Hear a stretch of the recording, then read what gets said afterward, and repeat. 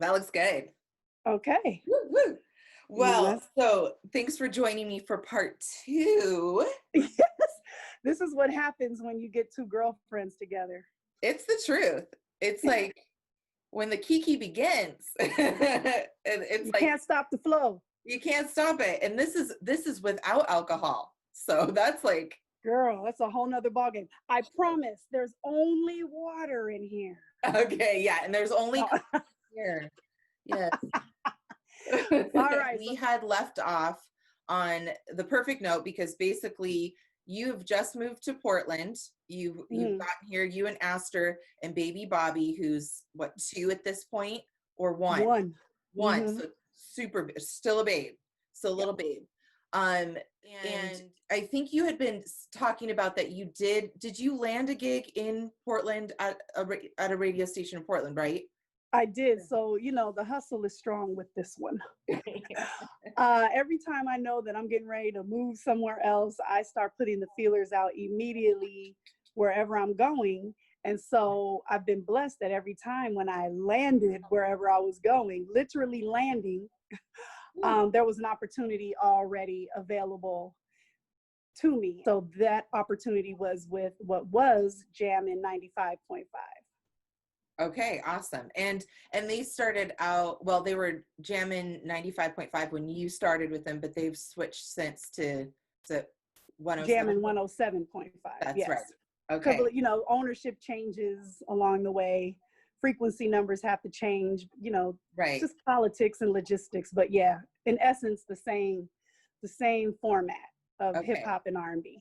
Okay. And have you felt a change in how the style of the music or what they want you to play when they say old school hip hop? I mean, has the definition changed at all? Oh, well, yeah, sure. I mean, with different ownership comes different rules and regulations, different ideas of hip hop and R&B or music in general is different for everybody. Right.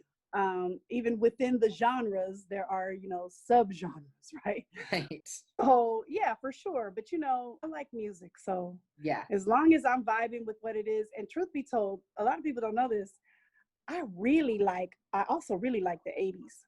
Oh, me too. I'm a huge 80s music fan. Me too. Sign me up.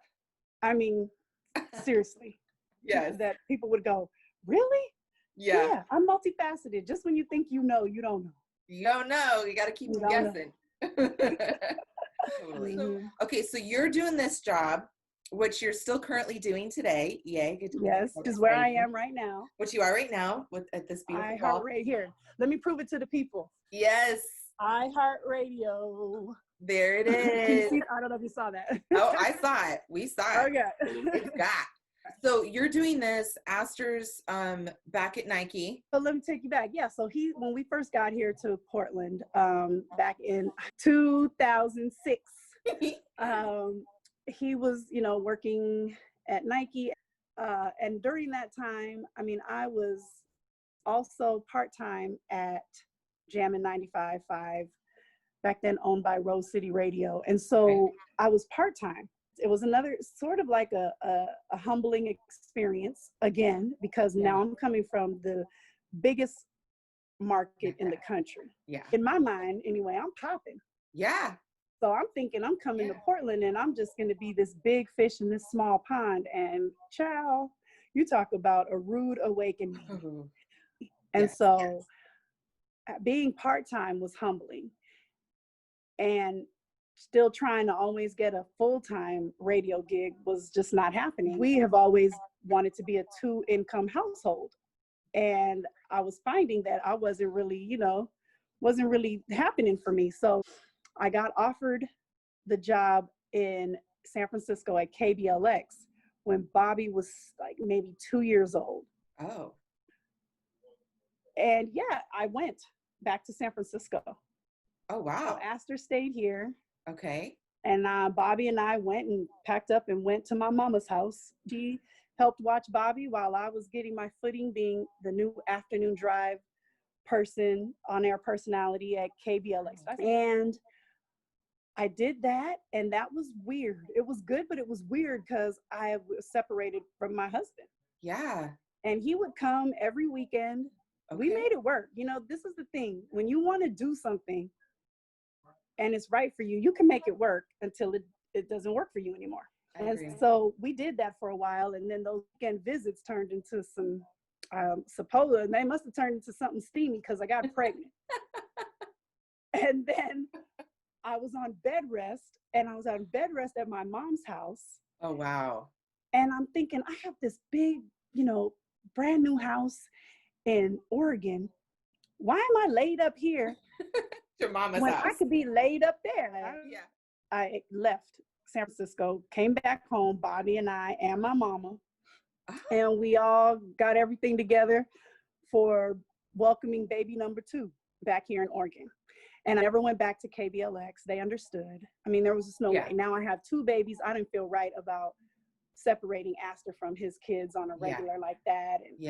And I'm going to tell you something. That was hard because that was in my mind at that time, at that point in my life, that was a dream job. Afternoon drive, rolling solo. Wow. Because last time I was on San Francisco airwaves, I was with a team, the morning show, and it was a dream. Wow. And I had to make a choice. And it was not easy. And I went through some resentment in my marriage and with my husband around that, because I felt like, you know, well, how come you just can't move? You know, I feel like I'm always moving around for you. And how come you can't move for me? And I framed it that way out of hurt feelings. Sure. When the truth is, everything that we've ever done, we decided on together. That I was on board. Right. So I was in my feelings. Rightfully I had to have some help to get over that. I went to counseling. Good. We both did, because I thought, you know, our marriage was in trouble. And it was because I had that resentment that's a horrible emotion. Yeah. It's no good. It's no good. It does no one any good. And so once we got over that and healing on that, then I was able to move forward and accept that maybe there's another path for me. Yeah. And that's when I went back to social work out here in Oregon. Okay. I decided to go, and I applied and was immediately accepted into the Department of Human Services here in Oregon, Rockwood Division, Child Welfare. I was there for a while. I mean, they have an excellent team over there, social workers. Shout out to all my fellow social workers, especially in child welfare. Yes. You all are amazeballs. I'm honored to be a part of that tribe forever. Yes. You know, trying to keep kids in healthy homes. That was my job. I was a stay-at-home worker. That's what they called it. The simplest form, stay-at-home worker. Yeah. And basically trying to keep kids in the house. We were trying to avoid removal. And so that led me to working with Self-Enhancement, Inc., because a lot of the families that I worked with were families of color, and they're very underserved here in Portland. But there was a time when there were no resources, and people didn't understand culturally what was going on in Black households and Black families, and they were trying to remove kids left and right. Things that I knew to be normal. Right. There's no safety threat here, you know? Yeah. And so I started to find myself on the education side at DHS instead of just the frontline side, trying to educate people on just culturally specific services. Wow. Which led me, you know, again, to my work with S.E.I, Self-Enhancement, Inc., a culturally specific, I say an all-around blessing of an agency. Yes. Where they provide many, many services. Yes. You know, they had the school on site at that time. And so the more I worked with them, the more I gravitated. And so I eventually resigned from DHS. And moved over to S.E.I and became a domestic violence advocate, got certified, and started running their domestic violence program. Wow. In their community and family services division. Meanwhile, I had gotten a call from Z100. Z100, powerhouse of a radio station here in Portland. Yes. And they were looking for somebody on the weekends. And by now I was used to that, right? Like my humbling experience was over. Like it was like, okay, that's fine. I can do that on the weekends and still do my social work and everything and raise my babies and all that. I can do all that. Now I'm old enough to balance. I know how to balance without passing out. Right. And how old are you at this point? When you say you're old enough, how old do you think you were at that point? Oh, by now I'm in my mid-30s. So I'm doing it all. I'm back to doing what my dad told me, which is everything, right? During the week, I'm out here in the field. I'm working in the community. I'm licensed to be a licensed clinical social worker at this time. Okay. So I'm working on my hours for private practice. And then, you know, raising these kids, had gotten pregnant again.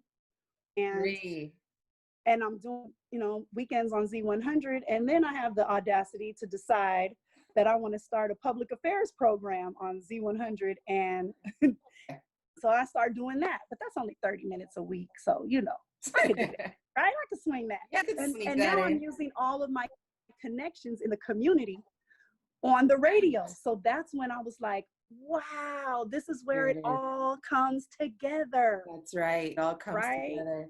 Yeah. And I'm talking about, you know, 15 years later. So, So you launched the program Situations and Conversations with Trey Renee. And I have these great producers. Shout out to Drea. She helped me launch it and work it. And Tom and all these wonderful people who just signed on. No pay, just signed on. No extra pay, no nothing, just signed on. Wanting to be a force in the community. And so we did that too. Whew. So with that though, Trey, with that, the Situations and Conversations, what was your intention? What did it turn out to be? How long did you keep doing it? Well, I think we did it for a few years. Okay. And the intention was, and it continues to be, because it's still my brand. I still have it. I created it, so it's mine. To educate, to enlighten, and to empower. That's all I wanted to do. So every week, if we weren't hitting those three things, then we weren't doing that type of show. So we just reached out to nonprofits and people all across the Pacific Northwest who wanted to come in and share. If you're serving the community, if there's a need, if there's a situation, then I wanted to have a conversation. Yes. I always feel like that's the one thing too that's missed a lot, is the actionable steps. I feel like there's a lot of times things are highlighted and it's like, this is awesome. You need to tell me exactly what to do to help. How do I educate, and then how do I help? And I feel like that is so important, especially with people who are just learning about these incredible organizations, that we need direction. Tell me what to do. The guests were great at that, because they know what they need, and they know how people can get involved. That's awesome. That's awesome. So, okay, so now you got this weekend gig. You just added on another baby. You added on a show. You're doing the thing. Yeah. And so, was there a balance for you with all of that? Did you find internally, I knew that I had help anyway. Yes. I have a husband who's a great husband and also father. So there was no, it's like, I gotta go. So I know you got this. And he's like, yeah, I got this. And always supportive, right? So like, he never was like, no, you need to stop doing all this stuff because I can't help. Or it's never been that. It's been, do what you got to do and we'll figure it all out. And I get that from you two now, that you are a team in this together. For sure. If something starts to feel like a drain. Yeah. I let it go. Good. I have to let it go. I don't have time to be stressed. And I know it's easy. People say that I'm too blessed to be stressed. I am too blessed to be stressed. I have too many things to do. I have these kids that need me. Yep. I have work that needs to be done that I feel is important work. Yep. So I don't have time for the nonsense. The minute nonsense starts to creep into my world, or just foolishness, anything that makes me give it side eye, I have no time for that. And then you got to go, whether you're a person, a place, or a thing. Yeah. You've got to go. Yeah. I can make room for somebody else. Why am I holding space for this, for something just because I can? Yeah. I don't believe in that. I'm holding space for the next person to come along and take this and take it to the next level, Right. whatever this is. Right.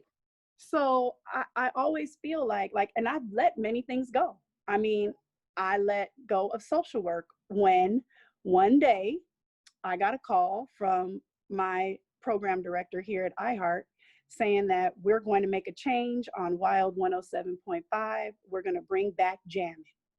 We want it to be the new Jammin' 107.5, and we want you to come off of Z100 on the weekends and now be full-time on air weekdays 10 to 3. This was middays at the time for me, when it launches from the beginning. I was like, what? Yes, sign me up. All these years of grinding out here in Portland, couldn't figure out for the life of me how I wasn't able to secure a full-time gig when I know that I know what I know, and I know what to do. But again, humbling. Sometimes you have the experience, you have the knowledge, you have the know-how, you have the passion, but it's not your turn. Yes. It's not your time yet. Yes. So it was my time. I had to let go of social work. I could not continue to do that. Right. So not to that level. Right. But now I had learned I can interweave it in everything that I'm doing. Before it was like, oh, I'm just a radio DJ and I can't be both. I can't be a community person, an activist or a social worker and a radio DJ. I have to be either or. Right. Well, then by now I've learned that that's not true. I can be all of that and serve the viewers and the listeners in all sorts of ways. So cool. That's what I took into the new job when Jammin' launched. Yeah. And so I had to leave social work in the way that I knew it behind, because there was no way I was going to be able to do all that. However, that doesn't mean I left everything behind. By now I am a licensed therapist. Yeah. I've completed everything. I've passed my licensing exams. So what I decided to do was take another course to be a supervisor for those who want to obtain a licensure in Oregon. Cool. Doing that was like, I'm in service to other people in the community who want to do the things that I was doing, because I can no longer do that. Right. So when you got the call, Trey, do you feel that, was there like a little ping in your heart, like, I'm back, like I can go back to radio full time? Like, has that always kind of been your passion? Like you wanted to go that way? And then absolutely. Okay. Absolutely. I love the community work, but I mean, come on. Yeah. I'm an entertainer. Yeah. And that is my gift, my medium. Yes. I want to be that to people. And I was, I want to uplift, and I want to bring a smile and some joy. And I also want to keep it real. And sometimes that doesn't mean smiles. That may mean tears. But I want us to be on that journey together. Yes. And I was doing that with social work. It's just a different way of doing it. My passion, which I didn't realize until I stepped into that radio station, that this is where I really needed to be. Wherever there was a microphone, yeah. I just light up. That's so cool. So were you raised with that at all? Like, were you influenced by like TV or movies or family members that like you were just always kind of like, I like to be the entertainer? I mean, were you like that when you were young? Yeah, my mom says that for sure. I mean, my mom loved movies. She took me to the movies all the time. We watched movies. We were the house that had all the cable channels. Oh, okay. That everybody would come over and say, well, I don't have HBO. I don't have Showtime. And I was like, shoot, I don't know what you're talking about. We got all of them. Yeah. I was constantly at Blockbuster renting movies. Yes. Having movie nights with my brother. I've always loved everything, TV, movies, always. Yeah. I never really like dreamt of being an actor, although I dibbled and dabbled in it a little bit just because I like movies, and I'm not opposed to being in somebody's movie or TV show. I'm just not that great at memorizing lines. Yeah. And I feel like that is intimidating. That's hard. I've been in a couple of movies, but my lines were like this long. Yeah. Yeah, like the nurse that comes in the room that's like, may I take your blood pressure? Yeah, that's it. I can do that really well. I can deliver that line all day. But yeah, I mean, I've always had an entertainment bug. And so to be back on the air full time, music that I enjoy listening to, that I listen to anyway. Exactly. I mean, And you're getting paid to do It it. was a no-brainer. Yeah. It was a no-brainer. Okay, so is that why your show kind of went to the wayside, is hosting your own show, your public affairs show, the situations and conversations? No, that was budget cuts. Okay. I mean, I wish I could say there was some fancy reason why, but yeah, we did it even when I transitioned over and moved over to jamming full time middays. Yeah. It was on for a little while, and then it got cut by way of budgets. They just had to pipe in something else that was, it just is what it is. It's a business. But I still have it, and I still have plans for situations and conversations. Good. I was like, do not get it twisted. It's coming back in a way, some way, somehow. I was hoping you were going to say that, because I was like, she can't let that go. But I was like, of course Trey won't let it go. She's got it. So now you're in it. You're working for Jammin', and then now we need to know how you became a local TV star. Hosting a daytime TV show called Afternoon Live, which I know to be a newer show that KATU at the time, like it's only been on, what, 3 years, 4 years?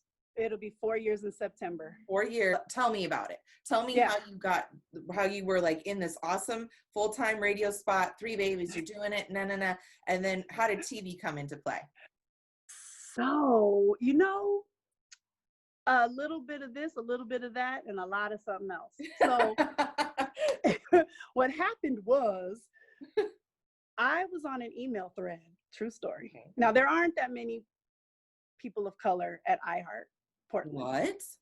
Portland, period, right? What? But at iHeart Portland, there's not that many of us. I think there might be 2 of us, maybe 3. Wow. And not all in positions where you are on air. So wow. Basically, I was about the only one there was at this time that I'm about to tell you about. Okay. So this is back when I was on Z100, still doing weekends. Yes. And I got on an email thread. My boss sent me an email asking if I would be interested in going to KATU to voice a promo spot for the United Negro College Fund. Okay. And I immediately thought to myself, read the rest of this thread, because why did I get this? Yeah. Right. Yeah. So I'm reading, and I go down, and it's really like, we don't know if we have anyone that could really speak authentically to this. So they have this partnership going on, and we need, we need somebody that would make sense. Right. So I was like, well, I don't know if I was supposed to be able to see all this, but I'm going to use this to my advantage, because little did they know I had been trying to get on AM Northwest for a long time. When I very first got here, remember I told you about how I put feelers out before I even get to a place? Yes. Well, I saw that there was this local lifestyle TV show, and I've always wanted to do TV. I've auditioned for a number of things. I auditioned for The View. I have auditioned for a number of things when I lived in New York. Were you trying to be a co-host on AM Northwest, or? I was actually just asking maybe to be more like a contributor, like a roving reporter in the field or something, just a little something. I wasn't asking for big stuff, just a little something. Just something. Yeah. No bites. So I get this email, and I'm like, oh, I've been trying to get over there for a minute. And now the United Negro College Fund is going to be my in. That's going to be I'm going to use this United Negro-ness and get over there. Yes. I absolutely said, I will do this, no problem. I went to K2 Studios, and because of the radio background, I was able to knock it out fairly quickly. Right. Just on the fly, because they needed a little ad-libbing, whatever, and I've been doing this for a while, so I blessed enough to have that. And I started trying to create relationships. I started asking, and who are you? And who are you? And sent my stuff over here before. And I remember my boss saying, I've never heard your name before. I would remember a name like Trey Renee. Yeah. And I said, well, you won't forget it now. Oh. Because I am definitely going to be in contact. Yes. And I just kind of put it out there like, hey, I'm interested in an opportunity if you ever have any. But I will say that one of my producers from Situations and Conversations, I mentioned it to her one day that, I thought maybe. Now I'm back, I'm in the jamming stage now. So this is years, actually. It had to be months in a year, or at least a year. And I mentioned it to her, and she's like, you should just send another letter, just one more. Look, what does it hurt? You've got nothing to lose. Again, right? And again, I told you, women supporting women. That's She right. was like, if you don't feel like drafting it, I'll draft it. Wow. Draft the letter. And I was like, yeah, girl, go for it. Cause I'm, You I'm did- disheartened, I'm disillusioned by it all by now. So she drafted a letter. I edited, tweaked it a little bit, sent it off. And I got a call from Steve saying, hey, are you still interested in this? And I was like, yeah, I am. And he was like, well, you need to go on the website and look at the opportunities and apply then. So I looked, and there was an opportunity co-hosting AM Northwest, because unfortunately, Dave Anderson, who had been a co-host with Helen Raptis for a long time, passed away from pancreatic cancer. That's right. May he rest in peace. And, they had posted that co-host position. And then they also had a position for a new afternoon show. That's all they said. So I just applied for both. And I got called in, and I had 3 different interviews / auditions. My hair was different every time. Girl had curls. I had straightened it out. I had braids. I don't even. So did they ask that of you, or did you just do that? No, that was just me, because I always change my hair up. Yeah. And when they kept calling me in, it was different every time. Yeah. And so they were a little perplexed by that. Didn't know what to do with that. Long story short, they hired and offered me the job to host this new show they were launching called Afternoon Live. Wow. And I said, okay, sure. Any co-host? Nope. It's just going to be you. And I was like, oh, wow. Talk about getting what you prayed for. Yeah. Okay. Manifesting. Yeah. And that show debuted September 12th, 2016. Wow. And we're coming up on a 4-year anniversary. And it has been a blessing. It has opened my eyes to so many things. Wow. I have learned so many things. I have connected with so many people. And you talk about empowering and enlightening and educating, and to the next level for me. So I think the fact that you landed that show with persistence, which I think says a lot, because I feel like you did that, and then destiny kind of just, knocked on your door when it was the right time at the highest level, really. I mean, it's like you're sending out a note years ago, just to be a roving reporter maybe or something, yet know that your destiny is like, well, we got to hold out, because you're going to be the actual host of your own show, which actually led you to a daytime Emmy.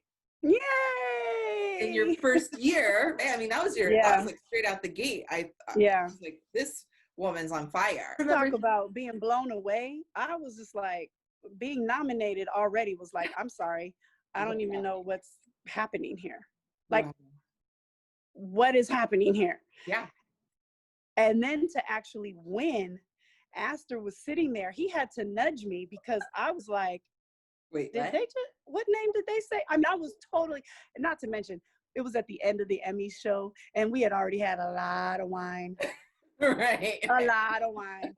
They didn't get to the best host category for a long time. Right. So I was kind of like, ooh. Yeah. And Astor's like, that's you, babe. They called you. And I was like, okay. So that Emmy is right there on my mantle. It is a reminder of opportunity and hard work, blessings, and potential. Because some people think that's the end, right? Like, that's what after that you win an Emmy, like what else is there? Yeah. That's just the potential of what could be. That represents the wings of which I'm going to continue to fly in whatever medium it is, whether it's radio, TV, movies, my own thing. Yeah. Yeah. Yes. Yeah. I love that you got that or achieved that so early on in the show, because it really did, to me, like you said, almost sets a tone for your future. I feel like you're very correct in saying that. It's wings. This is just the beginning of what you're capable of doing. And I just keep thinking of what your dad said to you, where it's like, this is everything, babe. Like, this is everything. That award signifies that he's right, you know, like you can do everything. And this is just the start of all of that.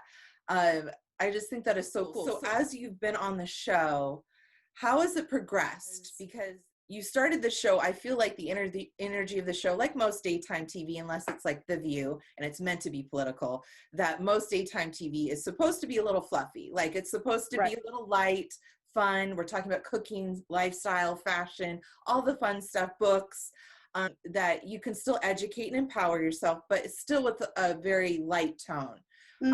But as we've progressed through just 4 years, going on 4 years, what our world has experienced in this last year and how significant and heavy it's been, how have you navigated that on the show? You know, we reflect what our viewers are feeling and what they want and what we know that they need, right? You can do anything within those things, right? So the same thing is still true. I still want to educate, enlighten, empower, entertain. I want to do all of that. And that doesn't always mean that it's light and fluffy. Sometimes that means we're going to get down and dirty. We're going to get into the conversation. Like, you know, we've talked about the N-word on the show. That's not light and fluffy. We've talked about abuse, foster kids, or we have tackled a number of issues, and we'll continue to do that in our way, because we can and because we should. And just because it's daytime doesn't mean, you know, we're still going to have a lot of fun. Look, when I'm playing with snakes or reptiles or bugs on the show, which completely freak me out, and the viewers love to see me freaked out, I'm still educating. Being educated, they're being educated, right? And entertained and empowered, even to maybe don't be so afraid of a bee. Just maybe, you know, I'm afraid, but that's okay, you know. Or if we're talking about fashion, what works for your body type? These are real things. These are things that can empower and uplift people, right? Like, if you don't feel good in what you're wearing, you're not going to present your best self. So you need to present your best self to get your best life. And sometimes it's as simple as making sure your hair is in place, your clothes look the way that the best way they can. And you don't know these things, and they cause you stress and strain. And once you relieve that, then your mind is free to explore other things that matter. That's right. All these things matter. So you're 4 years in, and not only did the pandemic happen, now we have the Black Lives Matter movement, that we are now in this position in history to become part of history. That's what is happening now. What did you feel, Trey, when this started as a person, which you've already defined? You were like, I'm an entertainer. I can talk to the people. I know how to connect. What did you feel immediately needed to kind of happen with the show in your position to cover this as a host of a daytime show in a very white-dominated city, and then also as a Black woman? I didn't want to separate any of those things. Good. I'm all of those things, and all those things matter. That's right. And I never wanted to shy away from any of it. Never wanted to ignore it. I was constantly and continue to bring that to the forefront. Even pointing out some of my own biases. Right. Biases. All of that. And I felt like it was important to immediately have a conversation with my co-host, Kara, because she cares deeply about, you know, the movements as well. I mean, and her confusion, my confusion, my rage, you know, her lack of understanding, not really fully grasping. I felt like that was an important conversation for us to have. Because we could sit here and laugh about things, you know, it's National Lipstick Day, or, you know, it's, you know, National Kiss Your Mom Day, or whatever. We can laugh and talk about those fluffy topics. But why would we do that when we're here to serve the community? And the community knows that me, at least I'm always putting myself on Front Street. I'm always talking about my feelings in my life and how things impact me. So how in the world could we have this going on in the world and not address this on a regular basis? So for us, it was like, okay, we're going to talk about this, Yeah. and we're going to talk about it as many times as we feel like talking about it, Good. because it's not over. It was far from over. And these are the beginnings of the conversations that need to be had on a platform where people can see ebony and ivory, Yes. you know, together. Yes. And we didn't shy away from that at all. And Awesome. and I have felt very supported in my efforts to Good. make sure that our stories were being told, that our people were having a platform to speak, and our perspectives were being heard. Yeah. And we've been doing that. I mean, we have definitely been amplifying Black voices. Yes. Probably more than you've ever seen on local TV. Yes. On a regular basis. Yes. And so I'm proud of that. I'm I'm definitely proud of that. You should be. But I just want to commend you for the way that you have covered and amplified Black voices yourself, the conversations you've had with all different people in the community, not just businesses, but activists, I mean, authors. You have talked to them all, and in such an, again, authentic and transparent way. And that's the only way this conversation keeps happening, and keeps happening in the right way to move forward. We all have to lay bare here. We all, I think, all have to be vulnerable, and to see someone like you who people look up to and value their opinion and know to trust you, to see that from you as well. That vulnerability is key. And I almost feel, and we talked about this before, that it was your destiny to be on the show.